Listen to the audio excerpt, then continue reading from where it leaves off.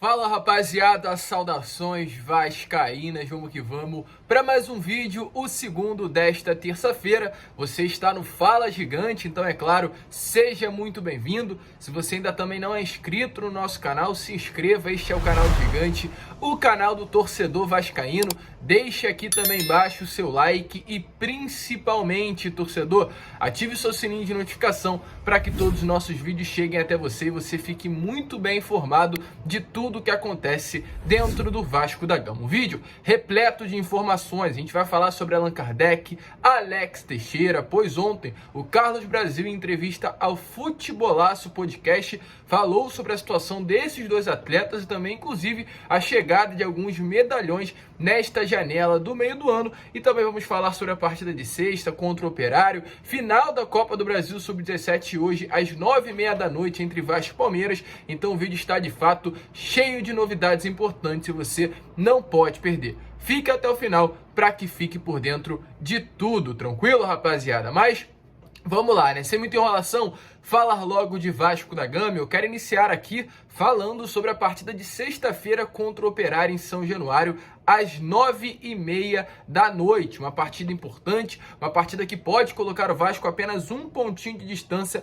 do atual líder Cruzeiro. Vasco que, de fato, tem desfalque confirmado para esse jogo. A gente já trouxe, né, pela parte da manhã, que o Gabriel Dias é um desfalque para essa partida de sexta. Preocupa a comissão técnica, mas também a torcida vascaína, pois nós sabemos que o substituto do Gabriel Dias na lateral não é a altura. No caso, é o atleta Everton, um jogador que até o momento não demonstrou nenhuma confiança e realmente não demonstrou também condições nenhuma de ser titular da lateral direita do Vasco da Gama. E até por isso ontem, durante o amistoso que aconteceu entre Vasco e Portuguesa no CT Moacir Barbosa, a gente pôde observar o Leonardo Matos voltando às atividades e inclusive sendo em alguns momentos da partida, né, o titular da lateral direita. Eu falei que a partida iria ser às 9h30, mas o jogo contra a equipe do Operário será às 7h da noite. Expectativa de casa cheia. Hoje, pela parte da manhã, já tivemos a confirmação de que os ingressos estão esgotados. Ontem até a noite, mais de 17 mil ingressos já haviam sido vendidos. Hoje, pela parte da manhã, acordou apenas com o setor VIP disponível, pois a arquibancada social já teria esgotado. E agora há pouco, por volta do meio-dia, foi também confirmado que o setor VIP de São Januário está esgotado, ou seja, não há mais ingressos disponíveis para o torcedor vascaíno. Aquele setor visitante destinado ao torcedor do Operário também estará extinto. Toda a arquibancada será Cruz Maltina. A diretoria Cruz Maltina, a diretoria do Vasco, no caso, né, chegou aí a um consenso com a diretoria do Operário de Ponta Grossa e os torcedores visitantes estarão sendo todos eles alocados em um camarote de São Januário. Com isso, de fato, o nosso caldeirão estará abarrotado. A última vez que o Vasco lotou assim, né, chegou a quase 22 mil pessoas, foi no Vasco e Palmeiras lá no ano de 2019, também em São Januário. Ou seja, a expectativa, inclusive, para essa sexta-feira é que o recorde de público do nosso caldeirão venha a ser batido. Uma linda festa está sendo aí esperada em São Januário neste final de semana. Inclusive, uma informação importante aqui sobre o nosso caldeirão. Nesta temporada, o Vasco atuou em São Januário 11 vezes. Foram 8 vitórias, 3 empates, 16 gols marcados e 4 gols sofridos. Lembrando que na Série B, o Vasco chegou a empatar contra a equipe do Vila Nova lá na primeira rodada em São Januário. Após aquele empate também aconteceu um outro empate contra a equipe do Grêmio, mas depois desses dois resultados negativos aí dentro de São Januário na Série B, todos os outros foram vitoriosos. O Vasco não perdeu nenhuma vez na Série B, mas é claro também em São Januário. Expectativa grande aí para essa partida e se você for ao jogo, deixe aí nos comentários. Falando sobre final, porque hoje é dia de final para a base forte do Vasco. Às 9h30 da noite, o Vasco enfrentará a equipe do Palmeiras lá no Allianz Arena, pela Copa do Brasil, Sub-17. Um jogo cheio de expectativas, já que o Vasco está muito bem na competição, já eliminou grandes equipes, como o próprio Bahia nas semifinais, o Fluminense nas quartas de final e o Internacional nas oitavas. O Inter foi um passeio, uma goleada por 4-1 em São Januário, aliás, 4-0 em São Januário, outra goleada por 3-0 lá no Rio Grande do Sul. O Vasco é o grande favorito de fato para a conquista desse título, mas o Palmeiras também é um adversário muito forte. O Palmeiras nesses últimos anos investiu muito nas categorias de base, não é por acaso que nesse início de ano conquistou a Copa São Paulo de Futebol Júnior e nos anos anteriores também vem conquistando vários títulos no Sub-20, também no Sub-17, então a expectativa é de um grande jogo. O Vasco conta com várias estrelas dentro do seu plantel, o próprio Paulinho, que inclusive já é um atleta que treinou na equipe profissional nesse início de temporada com apenas 16 anos. Tem o GB, que é um grande centroavante.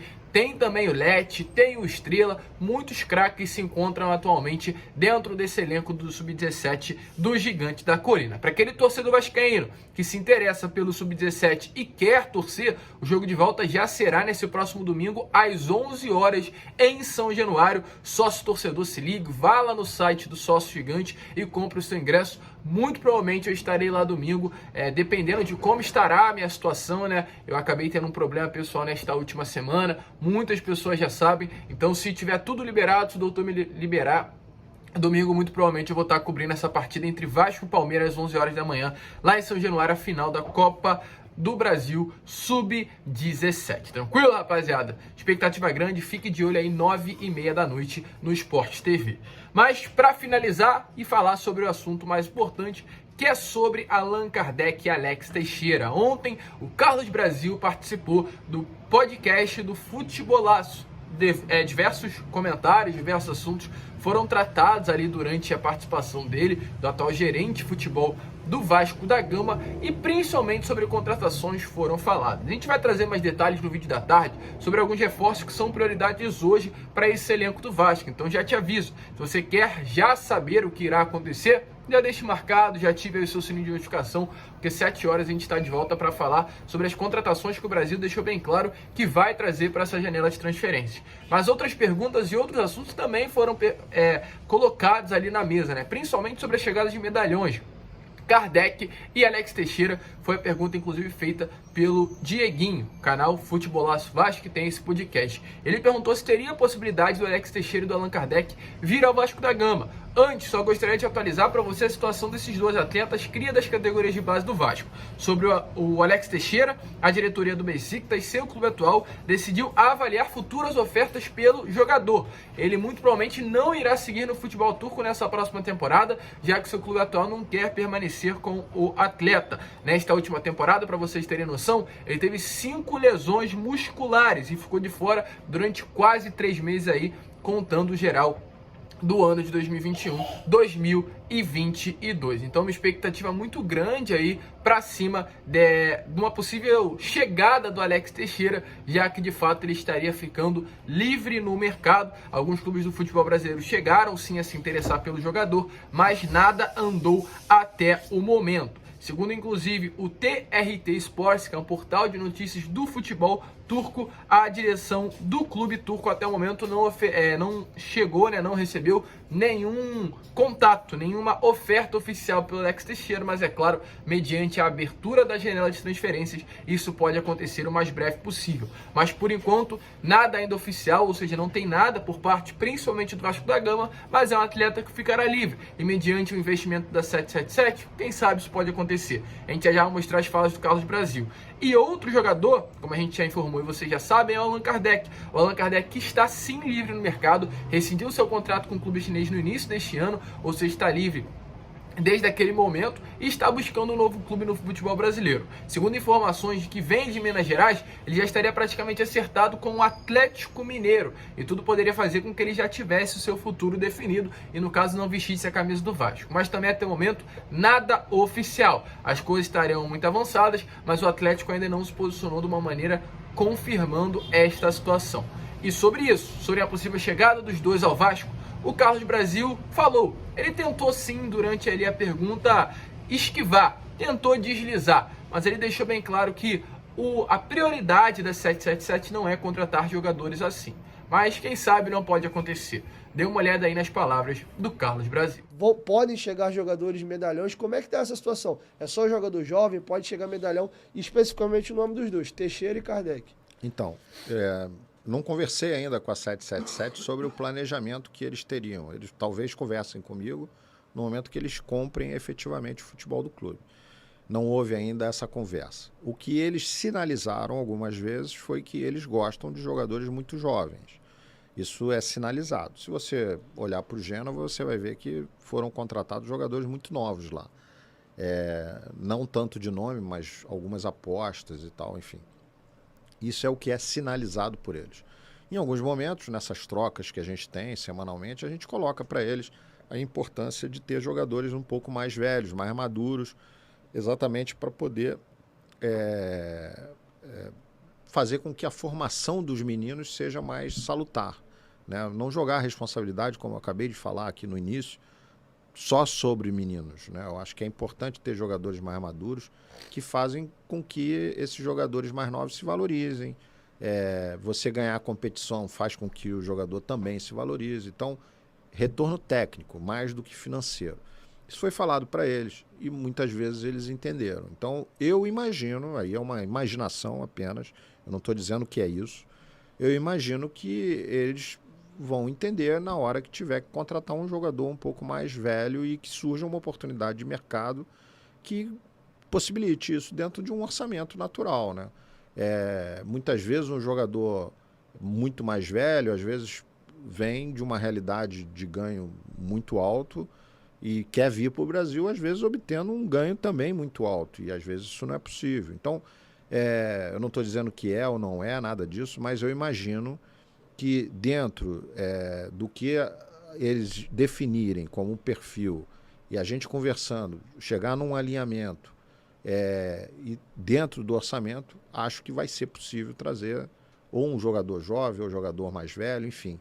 Mas isso com eles entrando, eu não sei exatamente como é que vai ser, eu não sei te dizer, com toda sinceridade. Eu particularmente acho importante, não dá para Também. montar um time só com jogador jovem, ele é importante, também. mas, por exemplo... Isso aí eu concordo com você, Sim. mas não sou eu Não, entendi. que toma a decisão. É só Então, como vocês viram aí, né, o Carlos Brasil falou sobre essa situação, deixando bem claro, né, como vocês acabaram de dar uma olhada, ele nem sequer chegou a tocar no nome do Alex Teixeira ou do Allan Kardec, deixou esse nome bem oculto, né? A gente não sabe se está acontecendo alguma coisa nos bastidores, mas o Carlos Brasil preferiu deixar o nome deles ali quieto durante a situação, mas deixou bem claro que o posicionamento da empresa norte-americana não é de trazer medalhões, de trazer jogadores aí um pouquinho mais velhos, com a idade mais avançada, é sempre priorizar atletas mais novos, ou seja, diante disso, deixou bem claro que o torcedor que uma chegada, tanto do Alex Teixeira quanto do Allan Kardec, principalmente está muito perto aí do Atlético Mineiro, ficaria difícil de acontecer. Mas quem sabe? A gente não sabe como funciona o mercado, a gente não sabe como a empresa norte-americana estará chegando dentro do Vasco no meio do ano. Há uma grande expectativa e a gente vai seguir monitorando para trazer tudo para você, torcedor vascaíno. Deixa aí nos comentários se você acha que uma chegada desses dois jogadores seria benéfica ou maléfica ao Vasco para o restante da temporada. Lembrando, são dois crias, dois jogadores que em diversos momentos já demonstraram vontade, pelo menos em palavras, de retornar ao gigante da colina. Mas eu quero saber a sua opinião. E aí, cabe no Vasco? Cabe aí o Alex Teixeira no meio, cabe o Allan Kardec no ataque? Coloque aí nos comentários. A gente fica por aqui. Esse foi o Fala Gigante, a segunda edição desta terça-feira. A gente ainda retorna com uma terceira após aí às 6h30. Por volta das 7 horas estaremos aqui no canal colocando o terceiro vídeo desta terça. Um grande abraço a todos, vamos que vamos, fiquem com Deus e é claro, como eu sempre falo aqui no canal, saudações vascaínas.